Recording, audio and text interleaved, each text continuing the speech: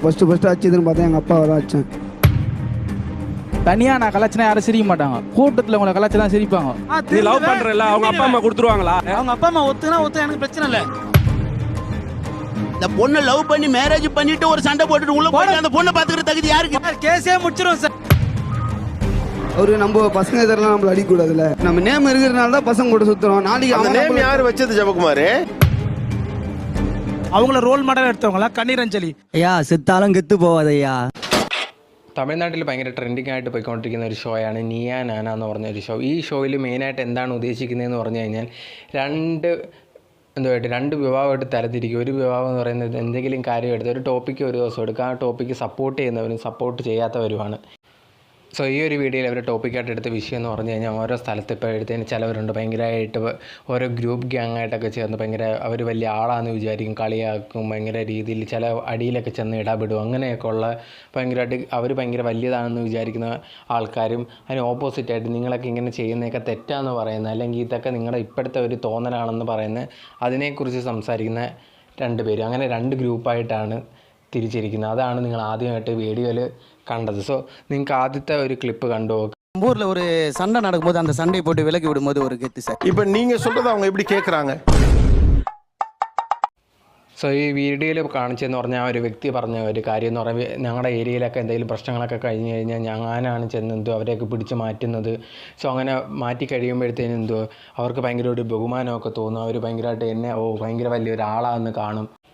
So അത് ഭയങ്കര ബഹുമാനം എന്നൊക്കെയാണ് ആ ഒരു പയ്യൻ പറയുന്നത്, ആ ഒരു വ്യക്തി പറയുന്നത്. ഇതിനാണ് ചോദിച്ചത്, ഈ ഒരു ഗോപിത എന്ന് പറഞ്ഞ ഈ വ്യക്തി ആങ്കർ ചോദിച്ചു അതെങ്ങനെ നിങ്ങൾ പറഞ്ഞ അവരെങ്ങനെ കേൾക്കുന്നതെന്നൊക്കെ ചോദിക്കുന്നത് ജസ്റ്റ് ചോദിച്ചതേ. ബട്ട് ഇവരെ പോലെ ഇങ്ങനെയൊക്കെ ചിന്തിക്കുമ്പോൾ ഇത് ഭാവിയിൽ ഭയങ്കരമുള്ള പ്രശ്നങ്ങളാകുമ്പോൾ ഇതൊന്നും ഇവർ ചിന്തിക്കുന്നില്ല. ഭയങ്കര വലിയ എന്തോ മാസ് കാര്യമാണെന്നാണ് ഇവർ വിചാരിക്കുന്നത്. எப்போ ஃபஸ்ட்டு அடிச்சதுன்னு பார்த்தா எங்கள் அப்பாவை தான் அடித்தேன். அப்பா அடிச்சிங்களா? எதுக்கு அப்பா அடிச்சிங்க? அவர் ஸ்கூலுக்கு போகன்றாரு. நான் 6வது 7வது படித்தா கூட பரவாயில்ல, அடிச்சு அனுப்பலாம். நான் +1 போயிட்டேன். സ്വന്തം അച്ഛനെയൊക്കെ അടിച്ചത് വന്നിരുന്ന് ഇങ്ങനെ ഒരു പബ്ലിക് പ്ലാറ്റ്ഫോമിൽ വന്നിരുന്ന് പറയണമെങ്കിൽ അത് ഭയങ്കര വലിയ എന്തോ കാര്യമായിട്ട് പറയുന്ന രീതി കണ്ടു കഴിഞ്ഞ് ഇവനെയൊക്കെ ജനിപ്പിച്ച് വളർത്തിയ അച്ഛനെയും അമ്മയും പറയണമല്ലോ. ഇവനൊക്കെ വലിയ കാര്യം എന്തുവാന്ന് വെച്ചിട്ടാണ് ഇവിടെ വന്നിരുന്ന് ഇങ്ങനെയൊക്കെ പറയുന്നത്. ഞാൻ എൻ്റെ അച്ഛനെയൊക്കെ അടിച്ചു, ഇത് വലിയ മാസ് കാര്യമാണെന്ന്. പക്ഷേ സ്വന്തം അച്ഛനെയൊക്കെ അടിച്ചെന്ന് പറഞ്ഞ് ഇവനെയൊക്കെ ഏത് രീതിയിൽ പറയാൻ പറ്റുമെന്ന് നമുക്ക് മനസ്സിലാവുന്നില്ല. ഇതൊക്കെ വലിയ മാസമാണെന്ന് പറഞ്ഞ് ഓരോ പബ്ലിക് ഷോയിലൊക്കെ വന്നിരുന്ന് ഇങ്ങനെ പറയുമ്പോഴത്തേനുണ്ടാവുന്ന എന്താണ് ഇവനൊക്കെ, അതും കാരണമായിട്ട് പറഞ്ഞ് സ്കൂളിൽ പോകാൻ അച്ഛൻ നിർബന്ധിച്ചതിനാണ് അടിച്ചതെന്ന്. ഇവനെയൊക്കെ അടിച്ചതിന് പകരം കൊല്ലുന്നതായിരുന്നല്ല അതിങ്ങനെയുള്ളവന്മാർ.